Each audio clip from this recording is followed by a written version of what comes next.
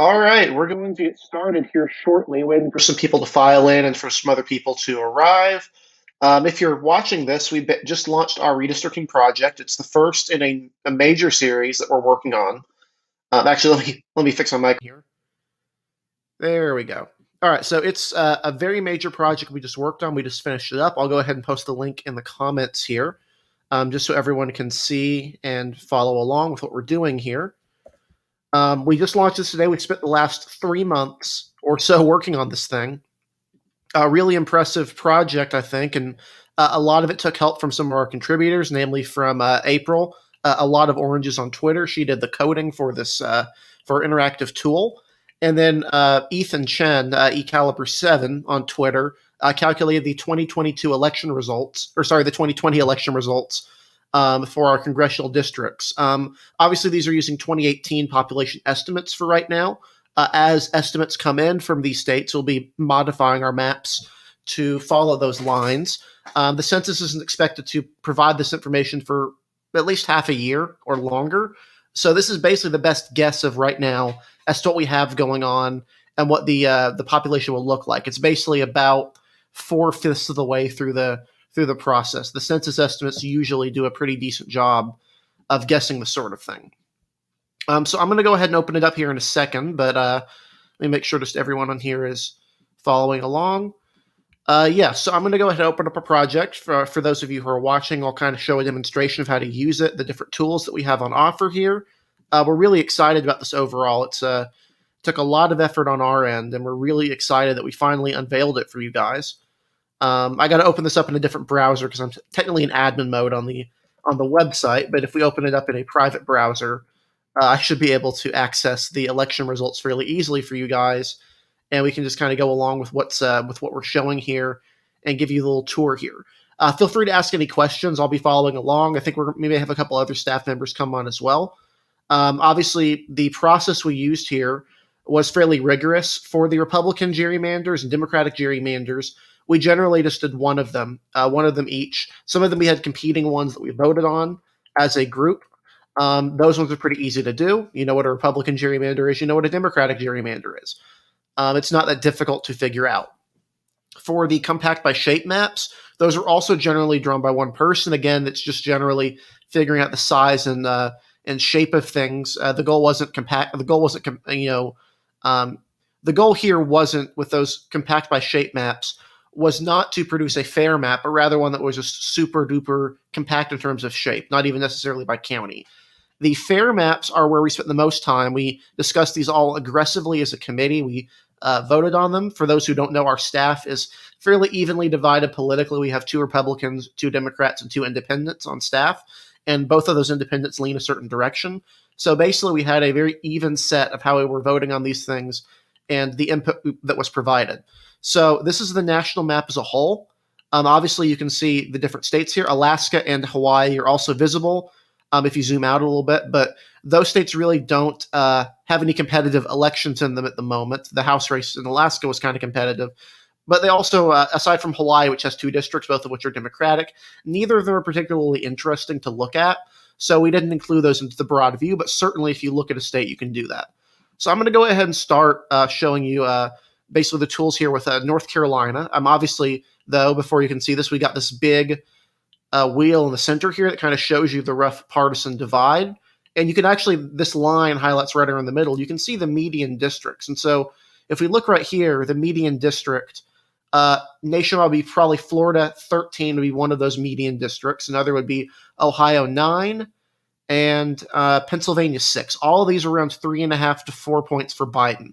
And Biden won state nationally by a similar margin. So these maps are quite proportional to the national election, even if that wasn't exactly our entire priority here.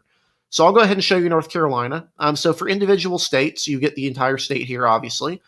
These bubbles right here, if you highlight over them, will show you, they kind of just rank these things in ascending and descending order. So North Carolina 12, which is the Charlotte seat, is the most Democratic district here. And North Carolina 13, which is the seat that's northern, suburban, exurban Charlotte, Greensboro, and central North Carolina, is the most Republican state district in the state. The shadings here are roughly, they're not necessarily along leans, likely, all sorts of different lines. These purple ones right here, I believe anything around 4.5 to 5 points is purple. But obviously, depending on the actual results here, it can be different. So this is a shade of light pink. This district right here, suburban Charlotte, Union County, Cabarrus, is a seat that Trump would have won by 4.1 percentage points. So it's fairly low, in here. And then obviously, North Carolina 9 would have been won by Joe Biden by about 1.9 percentage points. It's right there. If you zoom over these, you can see the racial descriptions here. Keep in mind, though, when we drew these maps, we used them with 2018 results. And the results that are shown right here for now are 2010. So they are accurate in terms of showing what VRA is, but some of them may be slightly off based on population. We're working to get that fixed, have up-to-date ones. But if you wanted to look at the individual demographics, you could always click on the Dave's Redistricting app link right here, and it will load you up the actual version of the map that we created this in Dave's Redistricting app. And you can highlight different elections, highlight different things. You can even change it from a view only into a modification version that you can modify and fiddle around with yourself. So if I were to, I could highlight, get rid of some of these, show more election results. A really interesting way to do it, and gives you the flexibility to look at these elections the way you want to do that. But obviously here, this map, North Carolina, it's pretty clear. We got the water areas highlighted off. Some districts may look a little bit discontiguous because of water, but these are generally in states that have accepted water contiguity rules, or that's the case right now. So if you see that, it's just because the water precincts have been removed. They're all sometimes a voting precinct or an actual precinct may have disconnected areas of land. So just keep that in mind for some states like South Carolina, for example, where these districts right here in the Republican gerrymander look a little bit discontiguous, but in reality, these are actually, for example, this precinct right here is connected to here and here. So it's actually contiguous by the precinct and by traditional South Carolina redistricting rules. So on to the additional one. So obviously I've shown you the fair map of North Carolina, and you can see right here, right below it shows you also the election result from which the race was in. So 2020 presidential is shown for here, but for other maps, we use the 2016 presidential. Obviously, these numbers would change. The Republican Democratic gerrymanders will soften a little bit or change a little bit depending on the elections, but we used a rough analog of the current one or an election that's fairly similar to the previous election. So I would expect, for example, North Carolina 9 here to be slightly more competitive under a different, under 2020 lines, while District 3 right here would probably be more Republican. I think that's a pretty safe guess here.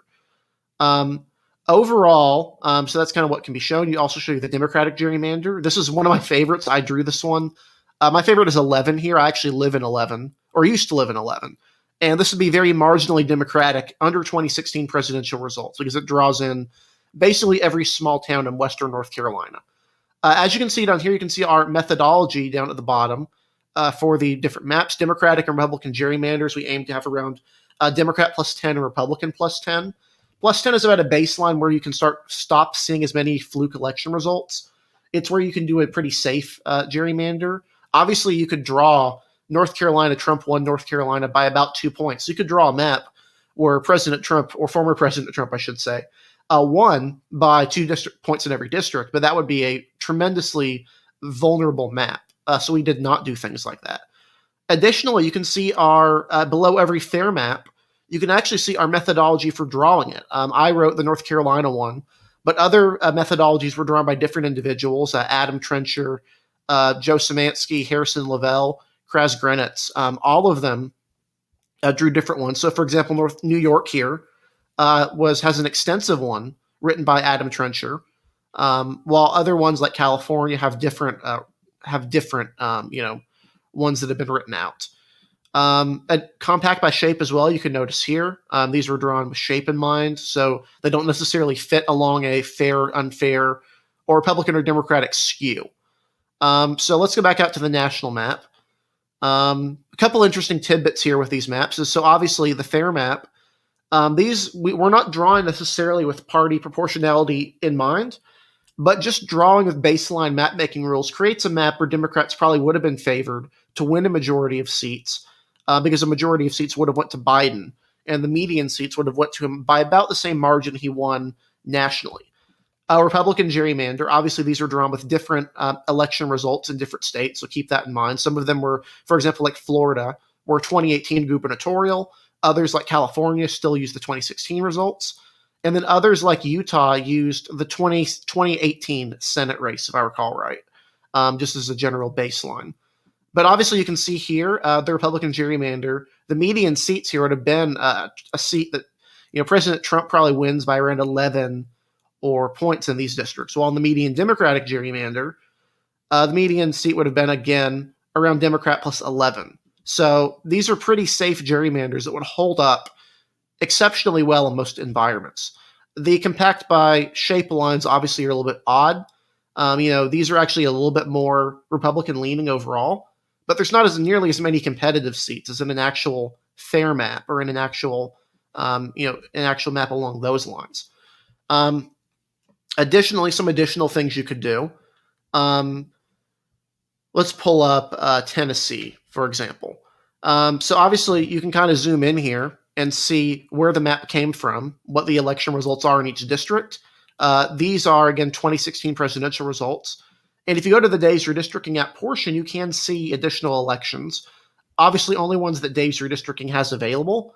Some states have more than others. Let's go to example for Texas. These lines here are based on 2020 presidential results because we actually had 2020 presidential results for Texas. And again, you can kind of see how these would have went even under a Biden midterm or even under the Biden win. These would have went in a certain way. But for most states, we did not have 2020 election results for every state. So that's kind of the rough guide to what we did here.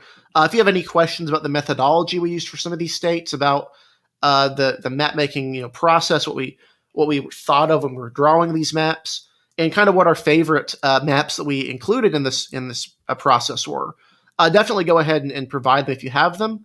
I'm going to be here for a little while longer, at least, just kind of fiddling around with these tools here. But overall, we're really excited about this project. I'm really excited to unveil this because this is really something we worked for a long time on. We really appreciate all the support you guys gave, raising $1,600 to work on this thing. It was really incredible, and we really just are blown away by the support you guys have shown us for this ambitious project. But yeah, that's definitely that's kind of the rough guide to our redistricting project, to some of the options that are there, and to the kind of the tools that are available for you to use this project. I'll go ahead and kind of give a couple of states where we had some contentious debates on, actually. Obviously, since we have different political opinions on staff and we have different political views, people are going to come at things from a different perspective. One of the most challenging that we worked on was Michigan. Michigan is a state where it's very difficult to prioritize competitiveness, fairness, and proportionality in a state. For example, a perfectly proportional map would be very challenging to draw in Michigan because you'd be neglecting communities of interest. Actually, I want to respond to Brian Elections here, who commented about the Louisiana Democratic gerrymander. I'll go ahead and show this for the chat here. But yes, the Louisiana Democratic one is extraordinary. This is a 4-2 Democratic gerrymander in Louisiana because the two seats would have been Republican plus 72 and 77. Louisiana is very racially polarized, so it's actually fairly easy to draw a ridiculous gerrymander like this. It's definitely something that Adam Trencher was the one who drew this map, if I recall. He actually had an algorithm that he used to draw some of these maps to kind of draw out the craziest election results. And yeah, we're definitely really proud of this one overall. But getting back to the Michigan map, because the Michigan one was really challenging to do, we actually had a spat for a while. We had to calm down and figure out what our goals here were. And so ultimately we settled on this. We drew a competitive mid-Michigan seat with Lansing, competitive mid-Michigan seat with Flint, a seat based in Kent County and some of the other areas around it that would have narrowly gone to Biden, and then a few other ones based on the suburbs, the mitten, all these sorts of things. Very challenging state to draw. One that wasn't challenging was Illinois. Amazingly, the way to create an Illinois Republican gerrymander is to just draw bacon strips from the Chicago suburbs down to the rural areas. And so all these districts would have gone to President Trump or former President Trump in 2016 by around 10 to 11 percentage points. Very stable Republican gerrymander. On the Democratic side, I also drew this one. And the trick, again, is to kind of, similar to North Carolina, drawing all these small, mid-sized cities together into these more competitive or Democratic-leaning downstate districts while keeping these incumbent Democrats around Chicagoland very happy and keeping the VRA rules generally intact. Illinois is actually a fairly difficult state to draw for a number of reasons, but I think we did a good job with it. One other state we did a difficult time on was California. And we drew a map. This one we drew more in mind to keep a lot of these small and mid-sized cities in Central California intact. Currently, a slew of cities in Central California are just sliced in multiple pieces. Fresno, in particular, I think Merced is split. Bakersfield is definitely split.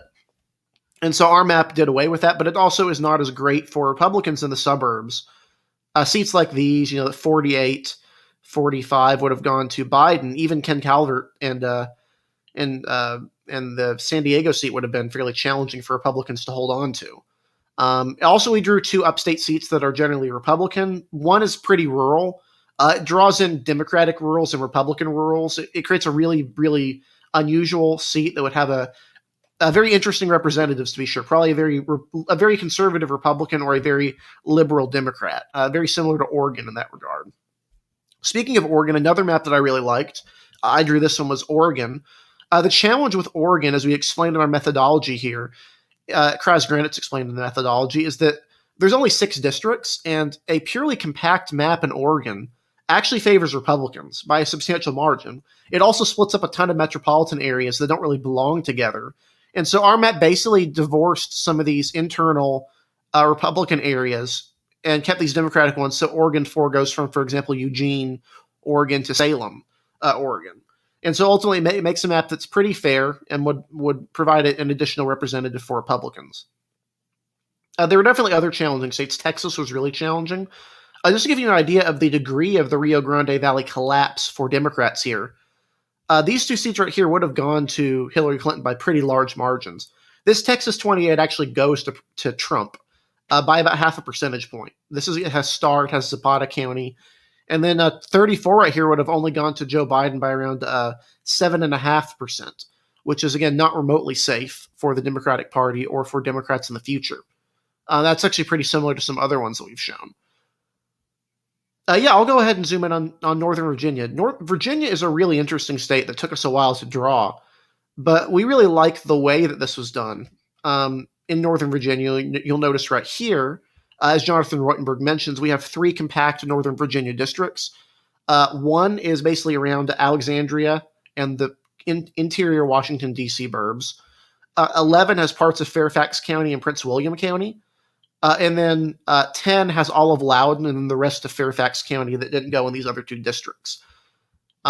Really interesting design and really challenging because Virginia really has this unusual VRA compliance problems that a lot of other states simply do not have. But again, that's just one state. Wisconsin is another one. Kraz Granite's had this idea, which is to basically combine some of these interior Milwaukee suburbs and create a competitive Milwaukee-based seat, or Milwaukee and Waukesha-based seat, WOW counties. So really interesting design there as well. That would be pretty fair, even if Democrats would really only have a chance at a 4-4 map in a good year, because frankly, all things considered, Wisconsin is a unusual state, and it's a very bad state for Democrats geographically because their entire base in the state is basically concentrated in Madison and Milwaukee, and splitting up those cities doesn't make a lot of sense. But also, if you don't split up the cities, it's hard to draw a fair map. It's a pretty big challenge in terms of operating and creating a reasonably fair map, to be sure. Let's see, I'm going to go ahead and show a few more. Ohio was interesting because we followed the Ohio redistricting rules. No Cincinnati split, no Columbus split. Even in our fair maps, Cincinnati is not split. Or unfair maps, sorry, Republican gerrymander. Yeah, Ohio is a really interesting state. New York also has an interesting map design choices that are Adam Trencher, who is from New York, lives in New York City, explained. But actually, Republicans would probably have a lot to like with this because they'd have these two seats in Long Island pretty secure. They'd have a good chance of some of these, although John Katko would unfortunately, or fortunately, if you're a Democrat, be in a bad situation. I do this Republican gerrymander, and I'm really proud of it. Um, Republicans would actually win in this map, be favored in 10 seats out of 25, which is a lot of seats for New York. It's actually really hard to draw a lot of Republican seats in New York, but this one actually would have two seats even in the city that would favor Republicans by substantial margins. So that's definitely also one that I had a lot of fun, and we had a lot of fun working on. Let's go out and see if I can find another interesting. Yeah, I think Illinois actually would have more Republican favored seats than Democratic states in a map. Yeah, I'll go ahead and zoom in on the New York ones, and we made this decision based on Adam's advice, but also on just the general opinion of how we could do things. The problem in New York is that the Orthodox Jews don't really fit well into any district, and there are VRA rules that since Orthodox Jews are classified as white, New York is only allotted a certain number of white majority districts. The way that things are done, it's very hard to protect all the Orthodox Jews in a single community without drawing them into a Manhattan-based district, and that's unfortunate, but we really didn't have another choice here because the VRA rules in New York are just so stringent, and also we really did not want the Williamsburg Jews, the Williamsburg Orthodox community here, to be drawn in with any of the other surrounding communities. So we did stick them all into the Nadler seat still. But the portion here is so absurdly Republican and would be such a large portion of the district that Nadler would be very unwise to ignore them, especially in a low turnout primary where many of these voters are still registered Democrats. So we did make that decision. But again, New York has a very, very strict number of VRA districts that are required and that are allowed and that you have to work with. For example, which means some of the design choices have to be a little bit odd. This seat right here is a plurality Asian seat. That's basically mandated at this point. We have 3 African American seats. I believe we have 3 Hispanic seats, and we have 4 white seats. If you draw an additional white seat, which you basically have to do to have another competitive seat in Brooklyn, you're in a really bad situation for the rest of the state that doesn't make a lot of sense for communities of interest or anything along that line. So unfortunately, we had to make that decision, but we do stand by that decision. That's ultimately how it's drawn. Now, in a Republican gerrymander, we absolutely do draw the Jewish community here in Borough Park into the New York 11, and it would be a very Republican district. So that's definitely something interesting here. And actually, I want to show you some of these swings in these New York districts that would be somewhat closer than you would expect. I mean, obviously, the Bronx was kind of ground zero for this Trump Hispanic wave. This district right here connects portions of Queens and Brooklyn would only have, or Queens and the Bronx would only be Democrat plus 47. That's really not that much. This seat right here, New York 14, probably would have been the most Democratic in the country, until recently. And this one is only Democrat plus 69, which seems like a lot. But if you compare it to an actual Democratic vote sync like this seat in Philadelphia, that's Democrat plus 84. That's where that district in New York would have been. It's really, really, major swings that Democrats are going to have to deal with in New York because, it just is such a substantial change in how things are done. They really need to worry about that as a problem. I do want to answer this miscellaneous question from Harold. What am I hearing about multi-member district in Minnesota? So there's a lawsuit in Minnesota that if they do not get their congressional maps redrawn by the end of for reapportionment, that all of the members in Minnesota will be elected on a single ticket. So there will be 7 or 8. We think there will still be 8 seats in Minnesota based on what we've looked at with the census trends. We're pretty confident that Minnesota will still have 8 and New York will have 25. So either 7 or 8 Minnesota representatives will all be elected on a single statewide ticket where you would have 7 or 8 votes. That seems to be the way I understand this, and it's been done before with far larger states, but it's also chaos and it's bad, and it really shouldn't happen because it's just not It's not great, to be honest. Having a multi-member setup where you only have that many votes, and it could lead to a really skewed delegation, to put it bluntly. But to get back here to our mapping, some of the other ones that we've worked on that I'm interested in, I'm actually really proud of this New Mexico Republican gerrymander. This is a 2-to-1 map of Republicans in New Mexico. This map, the Democratic gerrymander, keep in mind 3 here is actually a Democratic seat. We mislabeled that in our data insertion. But New Mexico is actually a really interesting state and a really fun state to look at because of those political trends that we saw in the last election. So definitely, a lot of states that we paid a lot of attention to here. One state that the Democratic viewers will be very happy about is Alabama, where Democrats now have 2 seats in Alabama, although only one of them would be VRA. I'll go ahead and answer Harold again here. Did the VRA make it unconstitutional? I'm actually not sure about that because there are not any majority minority seats in Minnesota. You couldn't even draw one if you tried. It's a very, very white state, so I would find it difficult for that to be overruled on VRA grounds, of all things. In New York, certainly would be absolutely illegal in New York or California or any of the southern states. But Minnesota is just overwhelmingly white, and even in Ilhan Omar's district, it's still a very, very white seat overall. So I wouldn't think that would be a major issue in electing on a statewide slate. Go ahead and show some more interesting ones here. Florida is a really, really fun state to draw. And a lot of the trends here are actually really visible. You can see that this Florida 7, which would have been a very competitive seat as recently as a few elections ago, is now very Democratic. But these 2 seats in South Miami-Dade, similar to the current map, both would have gone to Joe Biden by around 3 or 4 points, but would have been very, very competitive. Florida 26 would have gone to Biden by about a half a point, and 27 would have gone to him by about 4 points because it has Miami Beach right here, which is home to a lot of more liberal white people. But at the same time, the Hialeah base seat would be very, very Republican. So yeah, Florida is definitely an interesting one. Georgia as well. This seat right here, based in northern Atlanta suburbs, would have gone to Biden by around 4 points. Historically, very, very Republican area, but not anymore. It's just not how it's panned out. I'm not sharing. Oh, sorry. Yeah. Sorry. I'm going to share it again so I can just go over. So here we go. Go back to Florida, since I was just explaining Florida. Florida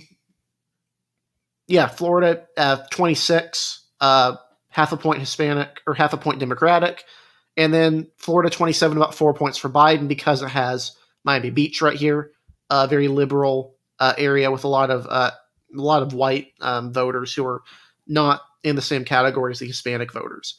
And then, of course, the North Georgia seat, GA11, would also be marginally for Joe Biden now.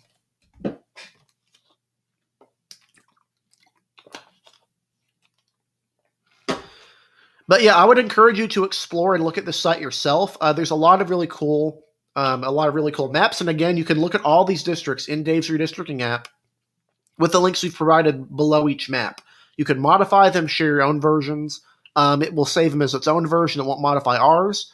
And you can kind of compare, contrast, kind of look at the county lines, city splits, all sorts of different things. It's a really cool tool. If you guys don't have any more questions, I'll probably hop off here in a couple minutes. But again, thank you guys for tuning in. And really look at the tool. It's super cool. We're really excited for it going forward, and really excited to move into this next phase of our website where we were able to offer you, new and innovative tools like this. Thanks to your support, and thanks for the support of our donors, who again raised $1,600 in 6 days to fund this thing. We couldn't have pictured that in our wireless dreams, getting this out before the end of the month with that many donations. But it happened, and we got it, and we're really super grateful for you guys. One more comment here from Dave John. Does DRA use the new data? Unfortunately, Dave's Redistricting app does not have 2020 data built in. That's why we hired Ethan Chen. We had him work through these fair maps and calculate the 2020 results. So you'll be able to see those obviously in the election sheet, in the on the website. But if you go just look at the Dave's redistricting portion, that will only show you the 2016 or 2018 or whatever other results are available in Dave's redistricting app. But again, we only use the 2020 results for the fair maps and for states that don't have any county splits, or states like Texas where we're able to independently do so ourselves thanks to other tools that are available. So again, thank you guys for tuning in. Check out the tool. I appreciate you guys, your support, and and all the support monetarily and otherwise that you provided as we worked on this project. Again, thank you guys so much, and we look forward to providing additional projects like this in the future. Thank you guys.